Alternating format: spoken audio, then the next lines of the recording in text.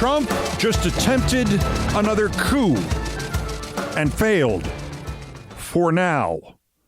Trump just made his second attempt to overthrow the duly elected government of the United States. The second overt attempt, as opposed to the continuing background noise baseline coup attempt that he is always trying. This second overt attempt has failed for now. Trump with the U.S. attorney in charge of boxed wine, Jeanine Pirro, and with the slimy little porn monitor, Speaker Mike Johnson, squeaking from the sidelines, attempted to indict 4 sitting Democratic members of the House and 4 sitting senators for following the law, for telling other Americans to follow the law, for publicly expressing fealty to the Constitution, and for publicly reminding members of the military that their allegiance is to the Constitution and the law, and not some rapidly deteriorating psychopathic despot who is currently tearing down every building in Washington in which somebody he didn't like lived or served or entertained or succeeded where he failed. Happily, run-of-the-mill Americans thwarted them. A grand jury said no. Run-of-the-mill Americans thwarted them. This time. Happily, Trump sent the most unreliable, most comical, most embarrassing of the various ambulance-chasing would-be mob lawyers in his DOJ to sell this particular fascist one-party government bullshit to people who, even though only the government gets to present a case to a grand jury, with rare exception, knew enough about America and the Constitution to run this nitwit Pirro right out of the jury room. This time. The problem is that when they try it again, even Trump and Pirro aren't stupid enough to try it again this way. The lesson they presumably take from the rejection of their attempt to jail opposition leaders in America, to jail serving opposition leaders, each of whom is a military veteran, the lesson they presumably learned was to not bother with grand juries next time, and indictments next time, and laws next time, and constitutions next time. To take a more ICE-like approach, to piss on the Fourth Amendment, the First Amendment, the separation of powers, Article 1, Section 1 of the Constitution, pissing on the entire Constitution all at once. The gravity of Trump's attempt, I would blame Pirro, but this is a woman whose life peaked when she tried to run for the Senate a quarter century ago, misplaced a page from her announcement speech, and just stood there, blankly, begging for somebody else to find the page for her. The gravity of Trump's attempt has largely been framed in terms of Pirro's failure to get any indictments, indeed reportedly to get any yes votes from any grand jury member on indictments that were only slightly less Hitler-esque than what Trump wrote about these 6 public servants. Seditious behavior punishable by death, he wrote, adding from a repost, hang them, George Washington would. It's not only that every Republican accusation is an admission. Every Trumpian accusation is a confession to his own treachery, his own crimes, his own constant attempt to end our form of government and replace it with a dictatorship, his own or one ruled by his under Reichsmarschalls, or those in the military for whom the words of Senators Kelly and Slotkin and Representatives Crow, DeLuzio, Goodlander, and Houlihan are among the only things preventing them from having already led or supported a military-enforced, murder-driven authoritarian state. Exactly the kind of murder-driven authoritarian state we have seen demonstrated and auditioned on the streets of Minneapolis and other American cities already. The targets today are immigrants and those who defend them. The targets tomorrow are Mark Kelly and Elise Slotkin and the congresspeople and Comey and Tish James and Jerome Powell and whoever this petty, vengeful, empty-brained witch Gabbard is going to try to use the illegally seized 2020 votes against. The targets the day after that are you and me. You have been warned. Because of the headline nature of our world and this dynamic, an ordinary grand jury saved the entire future of our nation, much the way ordinary grand juries saved the entire future of our nation during Nixon and Watergate. That's correct, but it kind of buries the lead. That Tuesday and yesterday and tomorrow was a coup attempt. Another overt Trump attempt to change our nation from a free in name and occasionally free in reality hybrid of capitalism and socialism and democracy and racism and bullying into Chile 1973 or something. The grand jury is nice. The grand jury should get statues built to it. But as I said, the grand jury is almost luck. Because the military, led by yet another boxed wine lunatic whose IQ is smaller than his hat size, and the Republican majority in the House, led by a strange man who acts exactly as one would if one owned a home and also owned a second secret home made up of nothing but closets for skeletons. They are still pushing to deport, arrest, or shoot in the face those who would criticize Trump and his many layers of thugs in his many-layered rogue administration. And the Speaker is still insisting that a president, any president, should be able to reach into the chamber whose constitutional rights he, the Speaker, is supposed to defend with his life and pull out sitting members, no matter their political affiliations, and put them behind bars because they have displeased the Speaker's slave master. Mr. Speaker, news just broke this evening that federal prosecutors tried to indict the 6 Democrats in the disobey illegal orders video, but a grand jury in Washington rejected that. Do you believe that those 6 Democrats should be indicted? I'm going to reserve comment on this until I review that. That's the first I've heard of it. I mean, I think that anytime you're obstructing law enforcement and getting in the way of these sensitive operations, it's a very serious thing, and it probably is a crime, and they probably should be indicted. But they were just reiterating the law that members of the military should not have to obey illegal orders. Yeah, but I think they went further than that. I think they were suggesting that they disobey the orders, and I think that crosses a line. So it was very serious. I'm glad due attention's been paid to it, and I hope that they straighten up their act. Mike Johnson is not loyal to the Constitution of the United States. Jeanine Pirro is not loyal to the Constitution of the United States. It goes without saying that Donald Trump is not loyal to the Constitution of the United States. He's never read it. We should remove them. But to quote Shakespeare, that way lies madness. All we can do now is hamstring them, box them in via the midterms. And if that is the case, then we must at all costs. And to that point, there is the seizure of the 2020 votes in Georgia and the evidence that Trump's minions lied to a judge to obtain the legal means to steal them. I have suggested before that the involvement of this loose-brained buffoon Gabbard, the worst advertisement ever for the office of the Director of National Intelligence, her involvement suggests some ass-clown refabrication of the 2020 Cleta Miller or Cleta Mitchell or Cleta whatever her name was, and that idiot Powell woman and their claims that were at the heart of Trump's first coup attempt when Venezuelan computers caused Italian satellites to change Cleta Mitchell's name and change Trump votes into, I don't know, artichoke hearts. Go with artichoke hearts.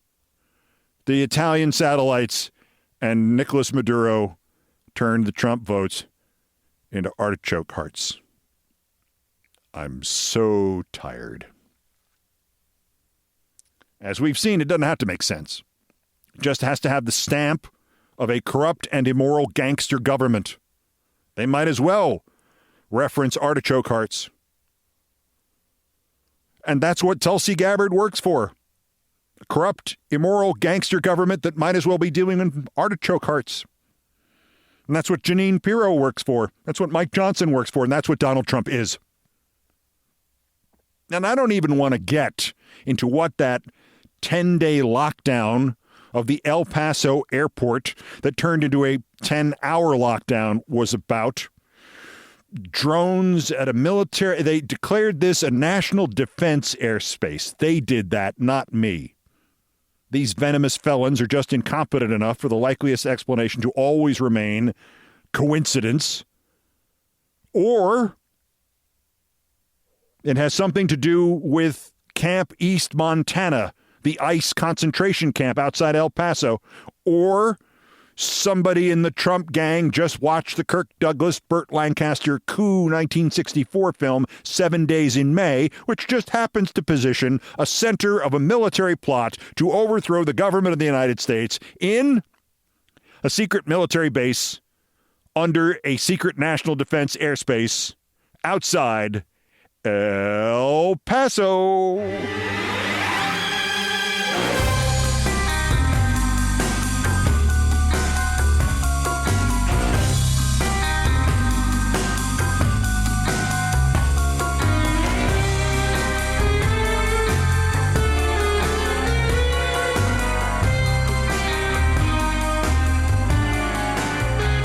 Now, what to do about it? There is reason to be encouraged. At the micro level, Democrats continue to blow Republicans out of the water in deeply Trump districts in special state legislature elections. NBC polled yesterday in April 2025, only 34% of Americans strongly disapproved of Trump's dictatorial handling of immigration and the border.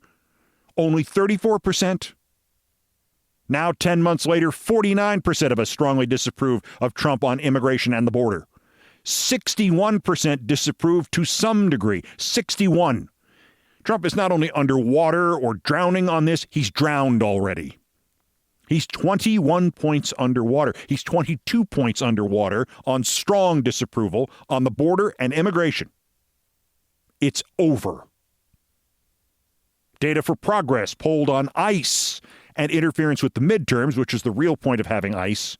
64% of us believe Trump will use ICE to interfere with the midterms. 56% of us want ICE thus kept away from all polling stations. The most amazing statistic, the most terrifying statistic, is that only 75% of Democrats want ICE kept away from all polling stations. If you are part of the 25%, rethink. They are out to take away your country. What else can we do besides being vigilant against the attempts to take away the country? The pro-rights, pro-democracy hero, Mark Elias, has a checklist at his site, Democracy Docket. Things there are still time for pro-democracy states to enact in their legislatures and for pro-democracy Democratic senators who aren't under indictment to demand, or we shut the government down. See you in November. As to the first part, you better do it in your state. Mine of New York has the worst state landslide grade Democratic Party of them all. New York Democrats should win about 80% of the votes. With these idiots, we are lucky we get about 6% outside of New York City. Anyway, here are Elias's 3 straight legislative acts in the states, in headline form with a quick explanation as needed. 1, ban third-party voter challenges and other forms of vigilantism. In other words, states need to pass laws today that prevent challenges by representatives of the federal government to the voting rolls and individual voters. Well, I'm from the Trump administration, and I have get out. You're banned from this facility by state law. Take them away, Sergeant. Sergeant, take her down and book her. Sergeant, take her down. Sergeant, book her. Number 2, provide criminal and civil remedies for voter intimidation. In other words, strip individuals who actually are doing that intimidation of the voters. Strip them for this November of any protections from being prosecuted by the states or being sued by the victims of their intimidation. You want to try to throw the election at Trump? Boy, oh boy, it better work, and better work perfectly. Otherwise, you are going to jail, or you are going bankrupt, or both. And 3, revise and strengthen election certification laws. Go through each one of these, boys. Go into your state legislatures and go by line all of the voting regulations and tighten up anything that isn't tight enough. At least secure the blue states and the ones in which Democrats still have influence in the legislatures and the House. Mark Elias also has 4 ideas that fall directly into this ICE funding debate, the government funding issue, what Chuck Schumer and Hakeem Jeffries, God help us, are still dealing with right now. Rather than trying to improve on what Mr. Elias has written, I'm going to presume on his dedication to the cause and just steal, quote, 288 of his succinct, clear words. Quote, Mark Elias. With Congress now negotiating funding priorities for the coming year, I offer the following 4 suggestions for new federal laws.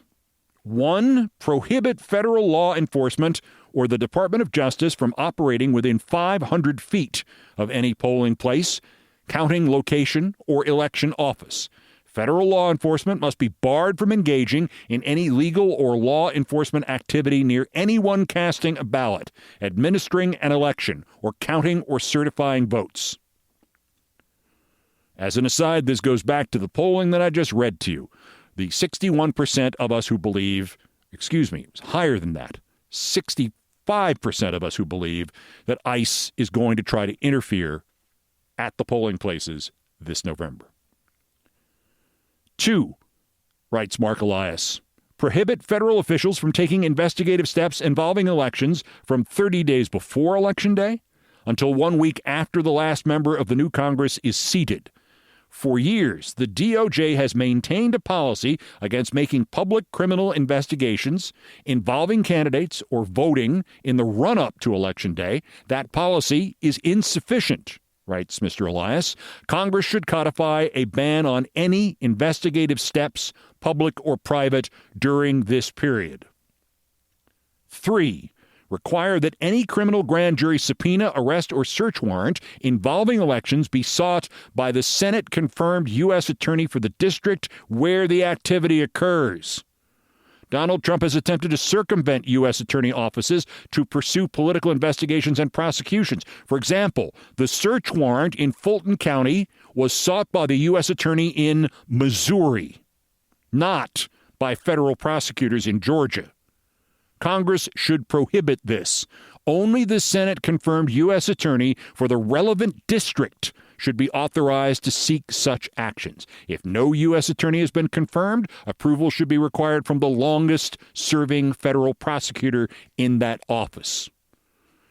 This is one to watch, I might add. They are doing this now. It is all centered on Missouri.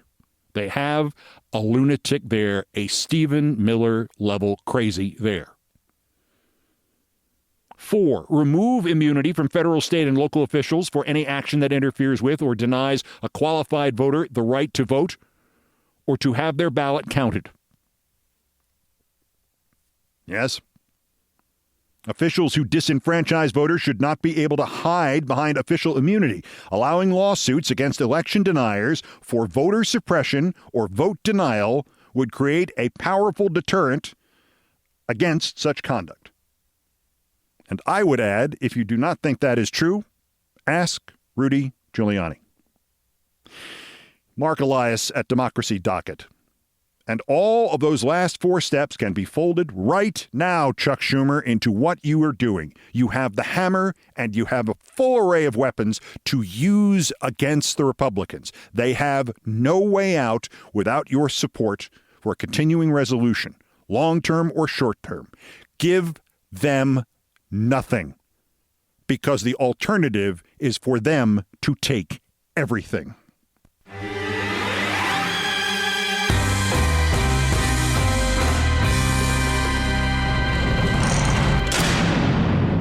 It is clear that the incapacitating illness afflicting the President of the United States has progressed to the point that he is having full-on, full-scale, full-fiction hallucinations.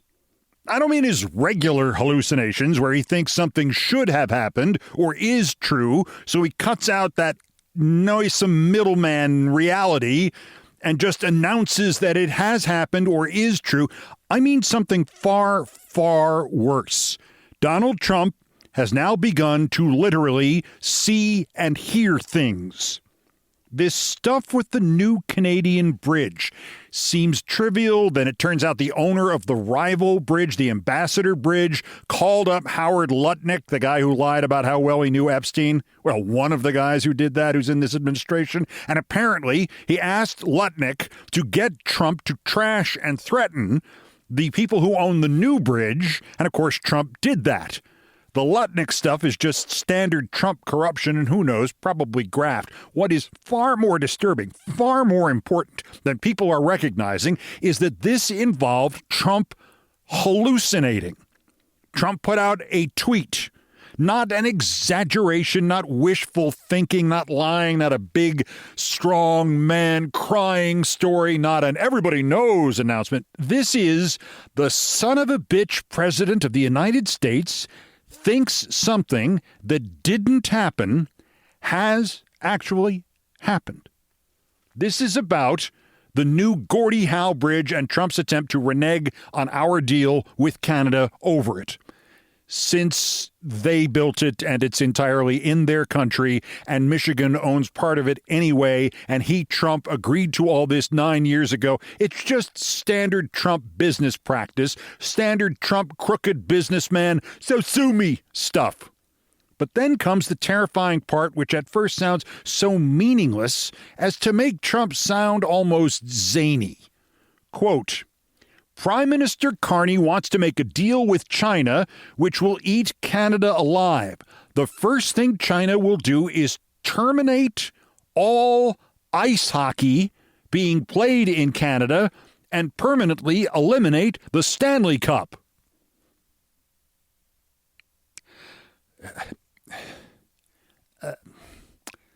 How would they do that, Grandpa Simpson? Canada will make a deal with China, and first off, what does a deal with China have to do with the American bridge? What does a deal with China have to do with hockey? What does Trump think he's talking about, which he prioritized in his post ahead of the subject of Canadian tariffs and ahead of his demand that they give him half the value of the bridge? More important to him than that, the first thing China will do is terminate all ice hockey being played in Canada and permanently eliminate the Stanley Cup. Sure. Wherever you are and whatever you do, if you said this exact delusional, irrelevant hallucination, they would either send you to the nearest medical office, or if nobody found anything wrong, their trust in you would still go off a cliff. We have to back out of this business deal with a Canadian company, boss, because if we don't, the Chinese will ban hockey in Canada and eliminate the Stanley Cup. So, who told you this, Fred? Did the late Larry Kwong of the 1947-48 New York Rangers come to you in a dream and tell you this? Holy crap. The problem behind the problem is you can almost trace the mental and brain trauma path that formed the chain that led to this Trumpian hallucination. Trump has no idea what Canada is like. He is incapable of empathy or imagination or even processing that other people have lives as complex or meaningful as his own. To Trump, everybody is a cardboard cutout. All members of a given group are identical. Words can only have one meaning. Thus, asylum means mental institution, and it cannot mean anything except mental institution. Countries and people must be pigeonholed as quickly as possible. What's Canada mean, he asks himself. Oh, Canada is that drunk Gretzky. He likes me. The only thing that registers with me is whether or not somebody likes me. Now, what does Gretzky do again? Oh, yeah, ice something. Ice hockey. Hey, wait, the Gordie Howe Bridge. Gordie Howe, that also means ice hockey. So when the Chinese... What is China again? Oh, yeah, China, brutal businessmen. So they Brutal Chinese businessmen have threatened Canada. Canada is Wayne Gretzky and Gordie Howe, and Gretzky and Howe mean hockey. Therefore, how would China hurt Canada? Oh, I remember now. The first thing China will do is terminate all ice hockey being played in Canada and permanently eliminate the Stanley Cup. This is just my opinion of how this hallucination formed in Trump's mind based on knowing him for 42 years, but I'm right. And he believes this stuff about China threatening to eliminate the Stanley Cup. He believes by now that it really happened. If he thought it, therefore it could have happened. And if it could have happened and he's put it out in public, therefore it has to have happened because he's never made a mistake. And that's why the rest of us in this world are effed. He is now actually hallucinating, and they're not even good hallucinations. Now, the gentlest interpretation of the hallucination is not quite as gentle as I may have just implied. It may be that Trump had to think of something China could do to damage Canada, and he consciously and knowingly chose one, made one up, the least possible, least sane idea. In other words, the first one he had, China destroying the Stanley Cup. Of course. For him to, as I say, cut out the middleman and go straight from what he wants to be true to saying it is true, it used to mean that something had actually kind of happened. The details, the explanations, these he makes up. Now, we're going to something far worse. Stanley Cup, China, destroy hockey. This is the pure figment of his imagination. And so a Canadian bridge means a deal with China, means the Chinese, means they're coming to destroy hockey, or as he calls it, like it's still 1956, ice hockey. Oh, I thought you meant field hockey. Now, the other more used to Trump hallucinations, the ones where it actually happened, but he lies about it and convincingly and endlessly and self-contradictingly because part of his mental illness is his ability to believe any lie. He says, don't worry, he's still doing them too. Tuesday, he explained he was going to raise tariffs 30% on Switzerland, but the Swiss prime minister was rude to him on the phone, so he raised the tariff 39% on her. Of course, Switzerland doesn't have a prime minister. It has a federation president. And the last woman to be federation president left the job last year. So I don't know who he thinks he was talking to, but some woman somewhere had her tariffs raised 39%. Maybe it was Ghislaine Maxwell. Last week, it leaks that Trump will stop sabotaging a new bridge vital for East Coast rail service, provided Chuck Schumer supports naming Penn Station in New York after Trump and Dulles Airport outside D.C. after Trump. And they ask Trump about this, and his entire answer is, Schumer suggested it.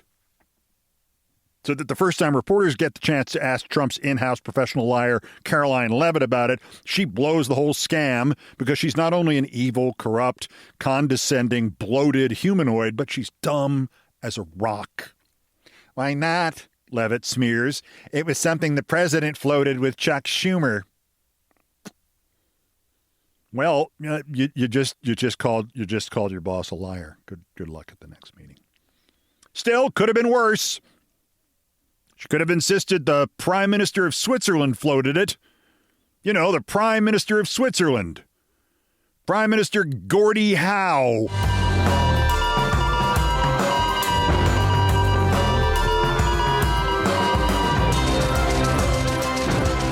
One quick Epstein note about Trump, and hallucinations for that matter. So which is it, Donnie? Did you know nothing at all about Epstein's crimes? The real ones? Or did you know enough about them to call to congratulate the then police chief of Palm Beach, Florida, 20 years ago this July, to thank him for the sex charges against Epstein and tell him everybody knew Epstein was doing that? Because you can either claim you've never known anything except that he was hiring women out of your spa at Mar-a-Lago, and this offended you as a businessman, or You can claim you narked on him. You were a plant. You were informing on him. But you can't do both. They're mutually exclusive. And, oh, by the way, while you sit there in between heaven and hell, or hell and hell, the answer to that question doesn't really matter. Because what you are doing now, Trump, is conducting a cover-up to protect Epstein's clients and co-conspirators, whoever they are. Doesn't matter anymore what there is about you or what there is conceivably clearing you in the Epstein files. It's the cover-up that's always worse than the crime. And you, sir, are the chairman of the board of the Epstein cover-up when the world has decided to bring out the pitches and pitchforks and torches and titches. Guilty, guilty, guilty. Talk about Trumpian hallucinations. Also of interest here, Megyn Kelly, Sage Steele, and Michelle Tafoya still spouting racist, xenophobic, moronic hatred over the Super Bowl halftime show. The Super Bowl halftime show, I might add, was watched by 21 Americans. For every one who watched Kid Rock, the poet of underage sex. By the way, the audience for Kid Rock may have been padded by as much as 5/6. But the real point, and the real reason I'm going to mention these clowns, two of whom I once worked with, is that the language they are using against Bad Bunny and every Hispanic person in this country is virtually word for word what was used, what still is used by the sexist and racists who used to call a voicemail line we had at ESPN just to take their calls. They used to call ESPN and they used to say the exact same things to try to get the company to fire Sage Steele and Michelle Tafoya. That's next. This is Countdown. This is Countdown with Keith Olbermann.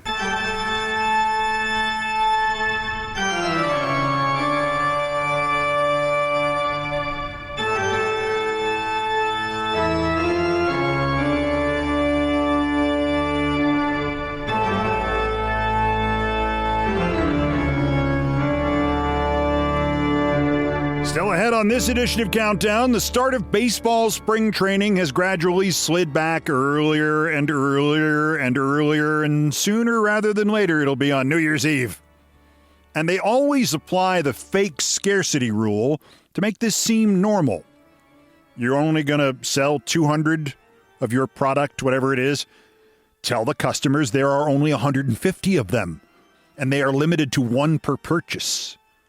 You want to make people more interested in what is essentially the least interesting part of a very, very, very, very, very, very long and often uninteresting year in your sport? Tell them this isn't spring training yet. These guys showing up this week in Florida and Arizona, they've reported early because they can't wait to get started. Trust me, nobody in baseball is unable to get started or unable to wait to get started for the 2 full months of practice. 2 months. 2 months. Still, once upon a time when it was closer to 5 weeks, there was excitement in spring training. It was the dawn of the new spring and then the summer rather than, the season will start in only, the same distance from November 1st to New Year's. In a moment, I will try to take you back in time, because the series of baseball previews I did on the radio in 1978, with interviews and sound bites and ballpark noises from spring training in Florida, I still have the tape. Coming up next in Things I Promise Not to Tell. First, believe it or not, there's still more new idiots to talk about. The roundup of the miscreants, morons, and Dunning-Kruger effect specimens who constitute today's other worst persons in the world. Bronze, worse. Fitting from the Olympics, the bronze medalist, Sturla Holm Lagerud of Norway. Heard about him, third-place finisher in the men's 20-kilometer biathlon. That's cross-country skiing with just a little frisson of target shooting in the middle of your cross-country ski race. Oh, look at the Nordic tranquility of, my God, he's got a gun! And with Norway finishing first and third in this race, their medalists went live on Norwegian television, and not for quick interviews either. Gold medalist Johan Olav Botten spoke, and then sometime later Mr. Lagrade spoke, and Mr. Lagrade confessed to being unfaithful to the woman of his dreams. Quote, "There is something I want to share with someone who may not be watching today." Cut him off! Cut him off now! Trust me, I've been in television since 1981. Half a year ago, I met the love of my life, the world's most beautiful and nicest person. 3 months ago, I made the mistake of my life and cheated on her. And I told her about that a week ago. This has been the worst week of my life. I had the gold medal in life, and I am sure there are many people who will see things differently, but I only have eyes for her. Sport has come second these last few days. Yes, I wish I could share this with her. One factual correction. You finished with the bronze, so sport has come third these last few days. Now, it's not her fault, but honestly, madam, your first hint should have been your realization that you were going out with a guy whose sport requires him to carry a gun and shoot it off on a cross-country ski course. Still, the Norwegian public lucked out here. All we get in America is like the 40th consecutive year with a Lindsey Vonn injury story, and instead they get Sturla Holm Ligrid turning the Olympic broadcast into Love Connection. The runners-up, a tie, 3 of the dumbest people in media, 2 of whom I used to work with, God help me.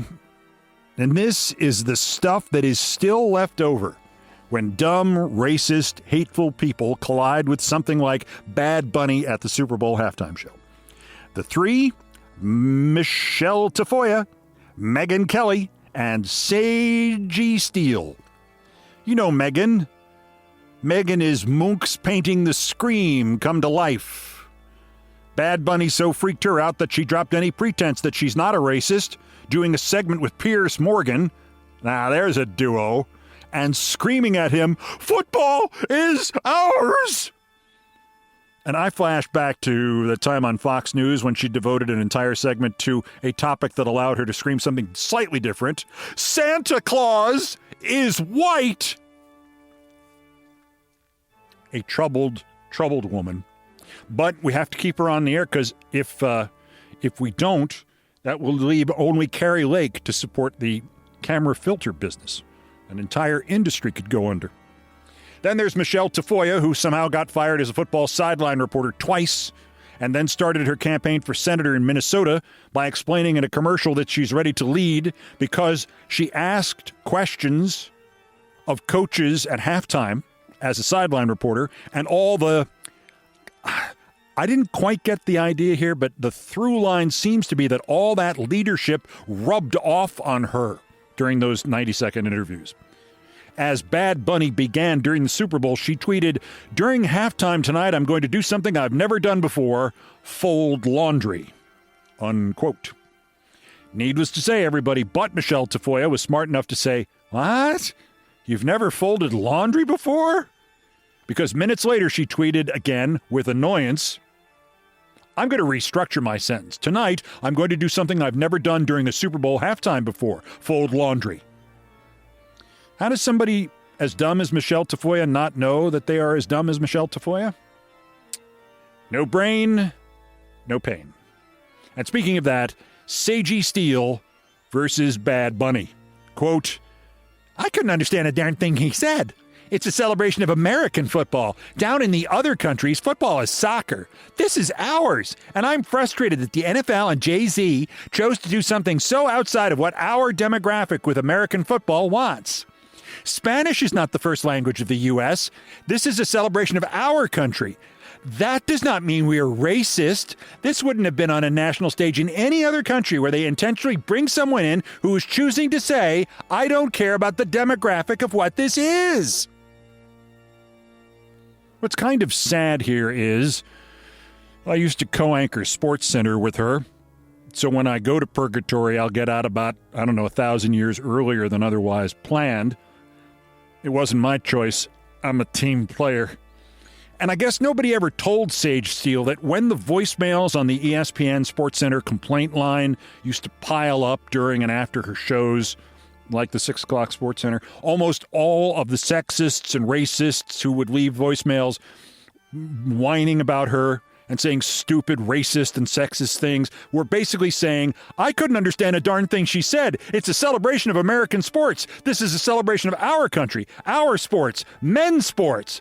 That does not mean we are racist or misogynistic. This wouldn't have been on a national stage in any other country where they intentionally bring someone in who's choosing to say, I don't care about the demographic of what this is. Congratulations, Sagey. You have become your own hater.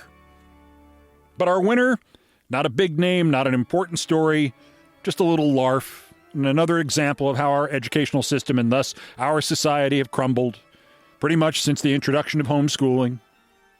Sandman0530 at Carl Egan 1. Just a rando on Twitter, but this was priceless. One of Trump's more dangerous but least competent lunatics, Ed Martin, tweeted, Ed is the guy who's this close to suing the sun for not shining when he wanted it to.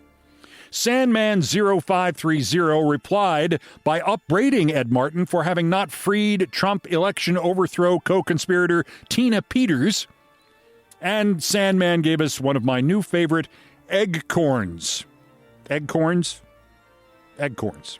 Wrong versions of words, phrases, homonyms. The things that stupid people not only think are right, but insist are right. Egg corns instead of acorns. Here's Sandman0530 and his egg corn. You ready? Quote, sorry, Ed.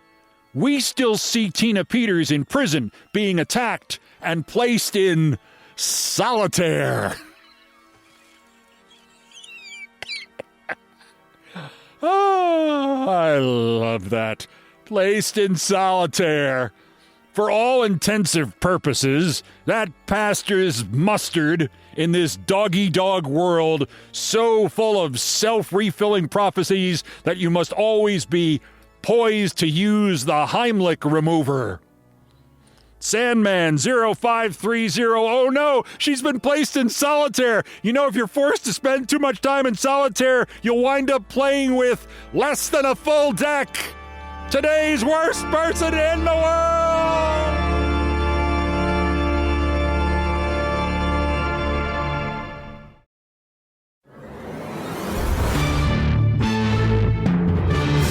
For years, pretty much until I left Los Angeles local news for ESPN in 1992, I tried to record every broadcast I did. Radio, television. Well, it was just radio and television. I was going to say something else, but it was just radio and television in 1992. I was often mocked for this because there was an element of ego to it. Although, really, I needed to see if I was getting any better or worse. And I had a vague sense of, if I don't record these, who will? The end result, everybody now wants to hear my tapes and see my videos. And if I did it, I got it on tape somewhere, including whenever baseball spring training opens, this pretty good series I did, the Spring Training Journal, mostly my own interviews. I did it for WVBR-FM at Cornell in Ithaca, New York, just before the start of the baseball season of 1978. 1978. And now, part one of the report on spring training. Via the magic of tape, we take you to a place where it is warm and sunny, Miami Stadium. Baseball people approach spring training from very different angles. Yankee manager Billy Martin has described it as a waste of time, an opinion that holds little weight with one of Martin's chief rivals, Earl Weaver of Baltimore. I've been doing a lot of experimenting, playing people in different positions so that when you get north, if for some reason you have to get more offensive people in the lineup, that I can maybe switch an Eddie Murray from first to third base, which enables me to get Lee at first, move a hitter into the designated spot and different things. And you use spring training for that purpose. And sometimes you don't win a lot of games in doing it, but at least you're finding things out. Not winning a lot of games is not necessarily a bad thing, however. In fact, too much success in spring training is feared by many, including Philadelphia's Danny Ozark. His club started slowly last year, and Ozark blames it on a hot spring training. I think we were like 18-6 or something like that in the spring, and now the season starts, and it seems like everybody, not complacent, but everybody feels like, well, something's going to happen this inning, and we're going to get some runs, and it just didn't happen. So what we're trying to do is kind of work up to this opening day. And not all the players are happy with the way the camps work. Jim Rice of the Red Sox sees a need for a greater simulation of the regular season, especially for his club's pitchers. To me, spring training is mainly to get in shape, and our guys are in shape, but I don't think they're really prepared because they go out and just only pitch 4 or 5 innings. I think in order to be a complete pitcher, you got to go out and go 9. Say, hey, I got to go 9 today. And I think when a pitcher walks out on the mound, he should have in his mind, hey, I want to go 9 innings. Tomorrow in part 2 of our series on spring training, a look at the readjustment some ball players have to go through. Now let's go to part 2 of our spring training journal. For some baseball people, spring training is a time of readjustment. Trades, hirings, firings, and now the free agent system make for strange faces in strange uniforms each spring. For Bobby Bonds of the Chicago White Sox, it's almost old hat. For the third time in 4 springs, Bonds joins a new club, but this year at least, he says he's not uncomfortable in his new surroundings. What really helps out this year is that the guys on the team are good individuals, and they really are. The atmosphere of the whole team is good. It stems from the front office with Bill Veeck and through Bob Lemon. It comes right on down with the players. So I don't feel like a stranger really anymore. I feel like I'm a complete part of the ball club, the whole structure of it. And I don't feel that there's one individual that I can't go to talk to. Other players go from losers to winners. John Matlack suffered through 6 seasons with the New York Mets. Now he is part of a major contender, the Texas Rangers. It's a good feeling to come from a team that was once a contender and sort of slipped downhill a little bit to a team that is now a contender. So, anytime a situation like that arises, you've got to feel good about it. While Matlack moves from the bottom to the top, the route was reversed for Bobby Cox, first base coach for the world champion New York Yankees last season, manager of the doormat Atlanta Braves this year. I enjoyed my first year in the big leagues with the Yankees as a coach, and naturally we went on to win the pennant and the playoffs and the World Series and everything, and it was really an exciting year. And I went to this club, which finished dead last year, but I've enjoyed every minute of it. And then there's Fergie Jenkins, who goes to a new and old team in 78 as he returns to the Texas Rangers. Jenkins was last a Texan in 75, and he sees a difference this time around. The team is a little more experienced. They have a little more depth. They have more experienced ball players. I think that the biggest thing is that this team is a contender now. Over maybe the 1 year when I was with Billy Martin in 74, we made a push to jump on Oakland, but we came up short. But this year it looks like that the team could do it. Tomorrow in part 3 of the spring training series, a look at a team that operates on a wing and a prayer, Bill Veeck's Chicago White Sox. And now to part 3 of the spring training journal. The Chicago White Sox seem to have found a new way to be competitive. In these days of millionaire free agents and discontented stars, the Sox go for the low-scale free agents, the comeback players, and the rent-a-slugger system. Last year it was Eric Soderholm, a third baseman recovered from the junk pile after a season of inactivity due to a knee injury. Soderholm is a student of psychological conditioning, and he thinks if you put somebody on the spot, he'll produce. Soderholm also thinks that the Chicago owner feels the same way. Bill Veeck's got that idea now with this year's camp. He invites 60 players in the camp, and then there's so many people battling for so many jobs, it puts everybody on the spot and forces you to produce. This year, the recovery project is Ron Blomberg, who has come to bat twice in 2.5 years due to recurring shoulder and leg problems. So far this spring, Blomberg is healthy, but don't remind him of his past physical infirmity. Oh, don't talk about injuries to me. I had enough in my career. I just go out there and do the best I can. I think I'm doing quite well for the amount of time when I have been playing. I'm hitting the ball fairly well.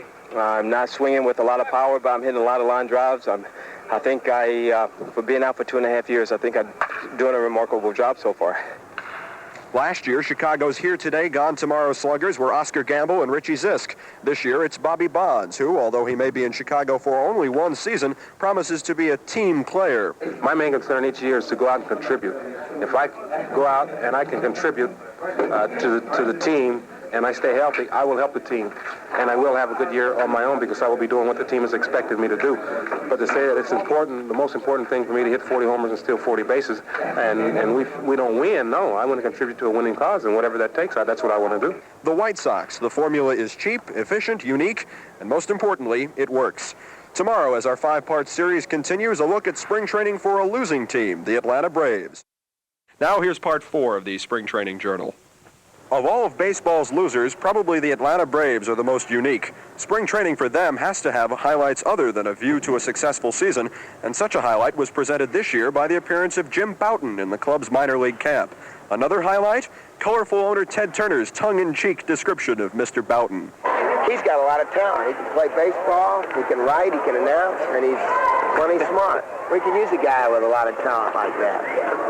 Well, who knows? One of our writers that's traveling with the team might come down with a flu or something and fill in a lot of different positions.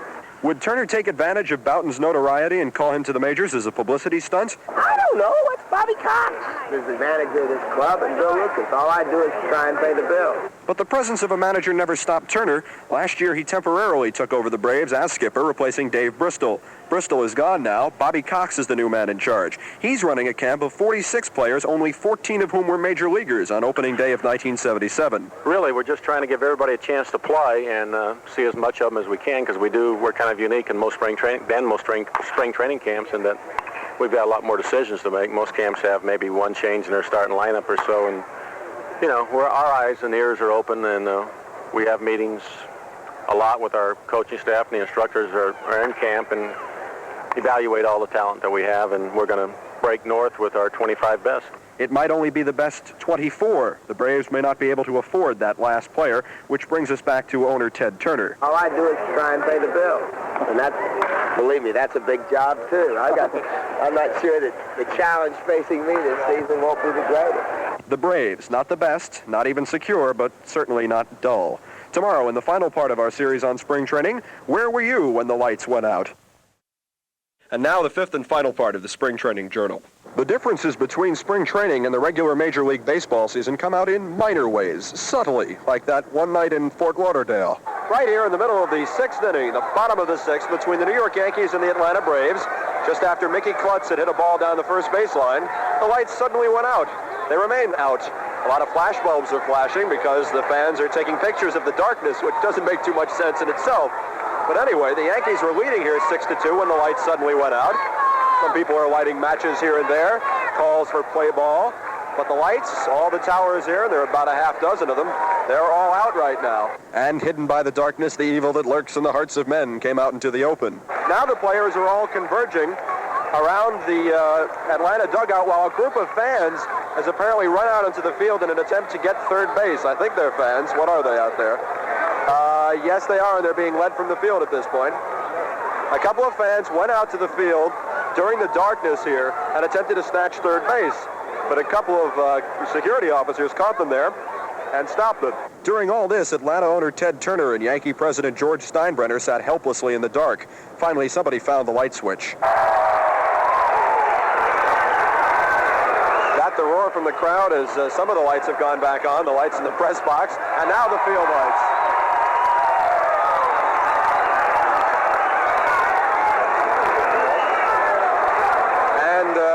With the exception of the 2 field lights out in left field, they're all back on now.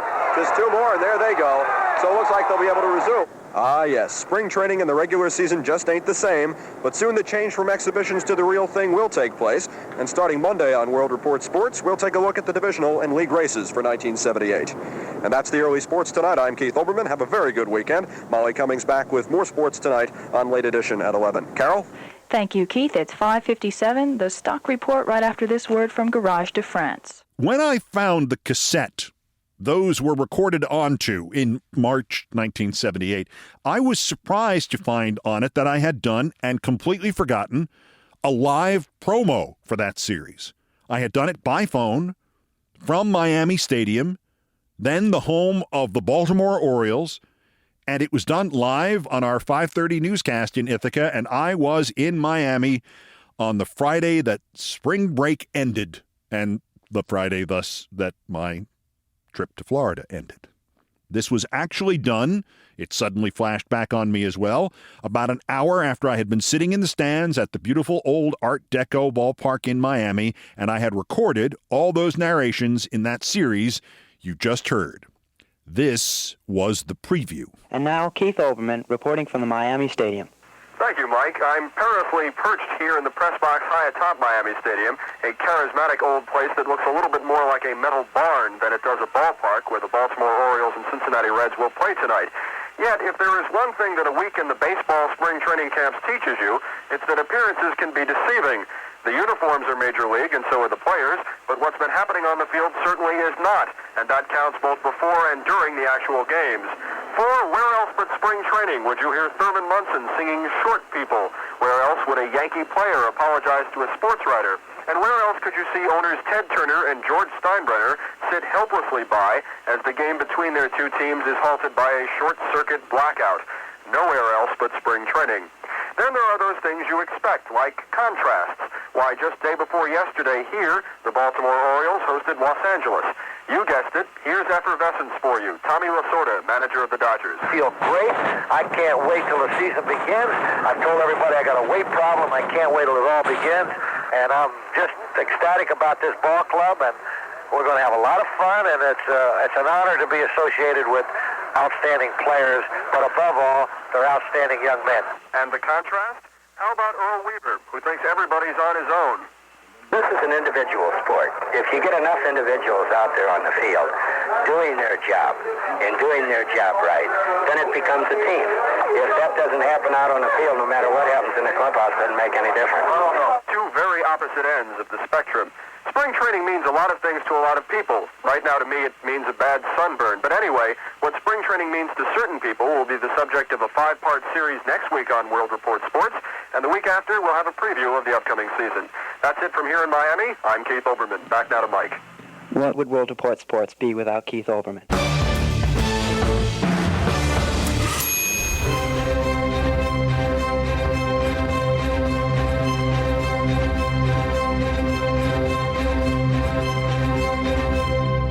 Thanks, Keith. Great report. Not bad writing, by the way. Little nasal. But how old did you say it was? 19? Okay. Find that tape. Let's hire that kid.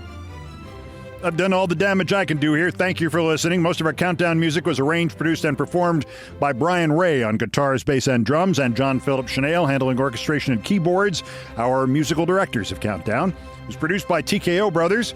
Our satirical and pithy musical comments are by the best baseball stadium organist ever, Nancy Faust. The sports music is the Olbermann theme from ESPN2, written by Mitch Warren Davis, courtesy of ESPN Inc.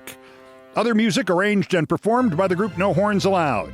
My announcer today, in keeping with the baseball spring training theme, was my friend Tony Kornheiser. This program was produced by Ted. Everything else was, as always, my fault. That's Countdown for today, day 389 of America held hostage again, and just 1,074 days until the scheduled end of his lame duck and lame-brained term, unless he is removed sooner by Epstein or the new Chinese Stanley Cup. The next scheduled countdown is Monday. Bulletins as the news merits. Until the next one, I'm Keith Olbermann. Good morning, good afternoon, good night, and good luck.